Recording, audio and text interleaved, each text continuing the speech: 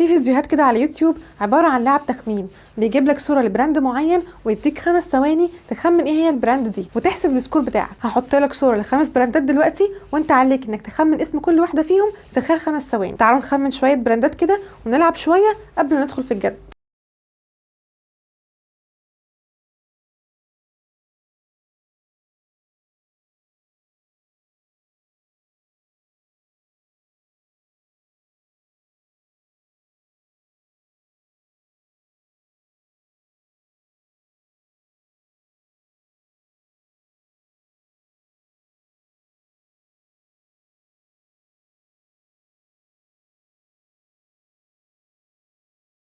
مش عادي انك اول ما تشوف علامه تجاريه معينه من غير اسمها تعرفها مباشره من غير ما تدور. اي علامه تجاريه او براند بتحبها اتسحبت واحده واحده في ذهنك لغايه ما ارتبطت بيها من غير ما تحس، وبقى عندك ولاء للبراند دي بالذات دونا عن غيرها، وبتبقى حاسس انك ممتن للبراند دي جدا وما تقدرش تعيش من غيرها، في حين ان الشركه يا ابني هي اللي محتاجاك مش انت اللي محتاجها، او يعني ممكن تقول في تبادل مصالح. بس لا، انت بتحبها لدرجه انك بتدفع ثمن اسم البراند من ضمن ثمن المنتج برضاك. طب ازاي ده كله حصل؟ اللي حصل يا سيدي ان في موظفين مسؤولين عن العلامه التجاريه دي هم اللي عملوا فيك كده، والناس دي هم موضوع حلقتنا النهارده. هنعرف يعني ايه مسؤول العلامه التجاريه، وليه هو مهم في اي شركه، وبيعمل ايه عشان يبني اسم او براند او علامه تجاريه، وازاي بيخلي العميل مرتبط بالبراند اكتر من المنتج نفسه، وانت بقى تعمل ايه عشان تشتغل في الوظيفه المهمه جدا دي. فانا ده حسن، لو اول مره تشوفني وما تنساش تشترك في القناه وتفعل زر الجرس عشان يجيلك كل جديد. يلا بينا. انا ليه اصلا بحتاج انمي العلامه التجاريه بتاعت اي مكان؟ زي ما قلت لك في حلقه الماركتنج اللي فاتت ان كان في فتره من الزمن الشركات المصنعه للمنتج الواحد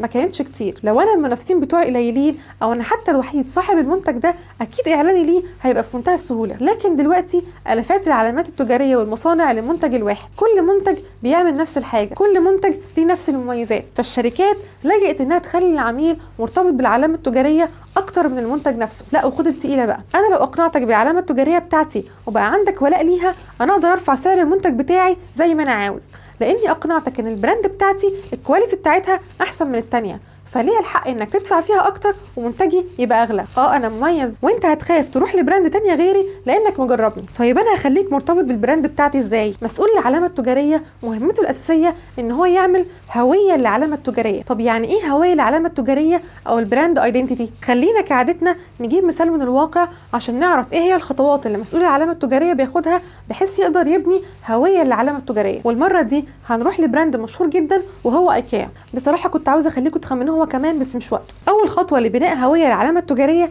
هي القصه. لو تلاحظ اي براند بيكون ليه قصه معينه، مش ساعات بتشوف اعلانات من نوعيه نحن مش عارف مين، طورنا منذ قرون لاجلكم ولخدمتكم، ومن مزارعنا مثلا وصلنا لكم المنتج الفلاني. اكيد سمعت اعلانات من النوعيه دي في حياتك قبل كده. المهم ان القصه دي هم حكوها لسبب. من ضمن عمل هويه للعلامه التجاريه ان هو يعمل لها قصه او باك ستوري. على فكره القصه بتبقى حقيقيه، هي في النهايه قصة بداية الشركة عادي جدا، بس بتتحكي بشكل درامي يخليك تتعاطف مع البراند ويبقى فيه رابطة عاطفية بينك وبين المنتج، وده مهم. انت لما تتعاطف مع حاجة اكيد بتبقى بتحبها او على الاقل مقتنع بيها. ولو دخلت على موقع ايكيا هتلاقيه حاطط لك بالظبط قصة صعود الشركة دي من ساعة ما كان المؤسس بتاعها بيبيع حاجات بسيطة جدا في القرية اللي عاش فيها لغاية ما الشركة كبرت وبقت زي ما احنا شايفينها دلوقتي، وهتلاقيها محطوطة لك بشكل درامي جدا يخليك متأثر بالقصة، بالتالي تتعاطف معاها وتقتنع بيها زي ما شرحت. طيب ادي القصة، وبعدين ايكيا ده اسم البراند صح؟ بالتالي انا لازم اخلي البراند بتاعتي اسم. الاسم يا جماعة اول حاجة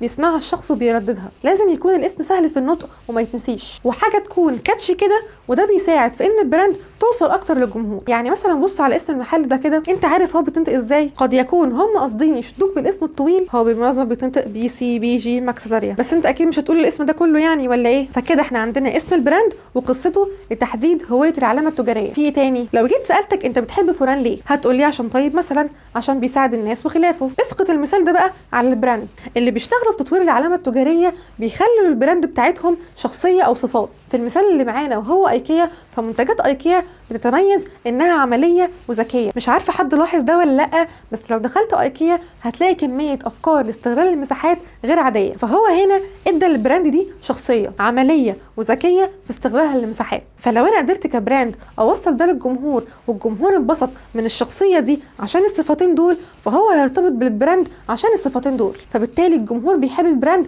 عشان هي ذكيه وعمليه. حلو جدا، انت كده بدات تستشف معايا اني بعمل شخصيه للبراند زي اي انسان بتقابله، ليه طول واسم وشخصيه وليه كمان طريقه في التواصل معاك. فاكر في حلقه الماركتنج لما قلت لك اني ممكن اسوق المنتج عن طريق السلوجان او الشعارات؟ هنا بقى تيجي فكره الشعارات واللي بتعكس البراند ده بيقدم لك ايه عن طريق شعار بسيط كده ويشدك. على فكره الشعار مش شرط يفضل ثابت طول العمر، ممكن يتغير بتغير رؤيه الشركه على مدار السنين، او لو مثلا ضافت لاهدافها اهداف جديده. يعني ايكيا مثلا الشعار بتاعها اتغير كتير على مدار السنين. في سنه 1950 كان شعارها هو فرنيتشر فور اول، اتغير في سنه 1960 بقى يور فرنيتشر فريند، فضل يتغير لغايه ما وصلنا ل 2010 بقى كرييتنج ا بيتر لايف فور ماني بيبل، وفي 2020 بقى ليتس ميك يور هوم سبيشال. ولو تلاحظ كل الشعارات دي بتخدم الهدف الرئيسي من البراند وشخصيته اللي هي زي ما قلنا عمليه وذكيه. وما ننساش ان جزء من ارتباطنا بالمنتج الفلاني انه بيحل لنا مشكله كانت عندنا، وده اللي المتخصصين في العلامه التجاريه بيحاولوا ينفردوا بيه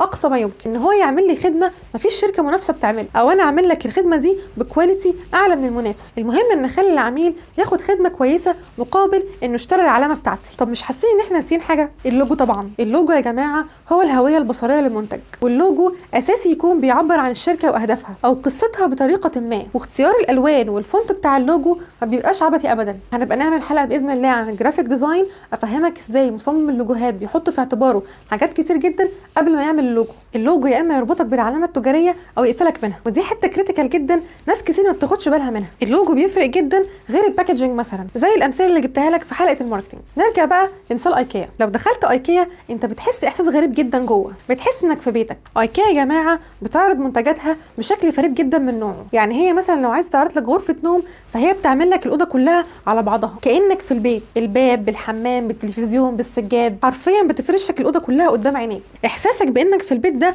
بيربطك اكتر بالمكان، انت مش عاوز تسيبه من كتر ما انت مستمتع ومرتاح. النوعيه دي من المشاعر مقصوده عشان تخليك مرتبط بالبراند. احيانا بحتاج النوع ده من المشاعر عشان اربطك بالبراند بتاعتي واخليك تحبها. غير انه لما بديك فكره عن طريقه اسلوب الفرش واختيار الوان الدهان وغيره، هو كانه بيعمل لك خدمه مجانيه، فانت تحس اللي هو دول طيبين قوي، وفروا عليا ازاي هفرش، وفروا عليا هختار الوان ايه. طبعا ده ليه مقاصد تانية، ولكن خلينا نبص على اللي بيركز اكتر على الهويه بتاعت العلامه التجاريه. كده المفروض انك باذن الله فهمت ايه هي الهويه. انا بعمل شخصيه للبراند بتاعتي بحيث اخلي اللي قدامي مش مرتبط بالمنتج قد ما هو مرتبط بالشخصيه او الكاركتر بتاعت البراند اللي بتعمل المنتج. مسؤول العلامه التجاريه بيأثر فيك على المدى البعيد، وده الفرق بينه وبين مسؤول الدعايه او الماركتر. الماركتر بيعمل حملات تسويقيه تعكس هويه البراند اللي مسؤول العلامه التجاريه عملها، فالاتنين بيكملوا بعض.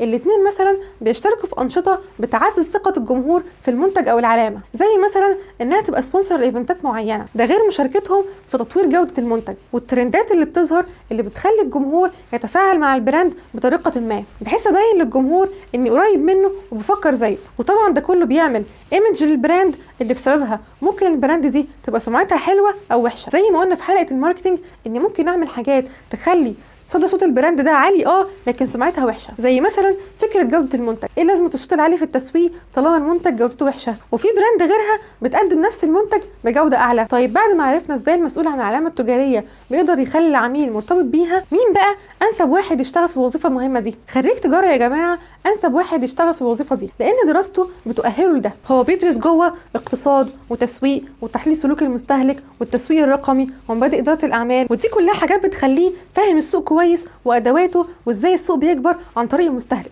وازاي المستهلك بيتصرف عموما وسلوكه بيوجهه ناحيه تصرفات معينه. بالتالي بيستغل ده في انه يخليهم يرتبطوا بالعلامه التجاريه اللي هو عايز يبنيها، ويقدر يحط استراتيجيات اللي بيها يشد اكبر عدد من المستهلكين ناحيه البراند دي. مفيش شركه في العالم مش عايزه اسمها يكون رقم واحد، وفي وسط زحمه المنتجات والبراندات لازم الشركه تنفرد وتتميز. بالتالي صعب تستغنى عن مسؤول العلامه التجاريه او الماركتر. ممكن ما تلاقيش في الشركات الصغيره مسؤول علامه تجاريه، لكن هو اضافه كبيره جدا لاي مكان عايز البراند بتاعته تتحفر في ذهن الناس ويتم اختيارها هي بالتحديد دون عن غيرها. قول لي تحت في الكومنتات ايه هي اكتر براند انت بتحبها هي بالذات وبتروح تشتريها بالرغم ان في حاجات تانية كتير زيها، وليه هي بالذات. ولو عجبتك الحلقه ما تنساش تعمل لايك وتشترك في القناه وفعل زر الجرس عشان يجيلك كل جديد، وما تنساش تشير الحلقه مع صحابك اللي حابين يعرفوا اكتر عن المجال ده والمجالات المختلفه في سوق العمل. واشوفك باذن الله في حلقات جديده، والسلام عليكم.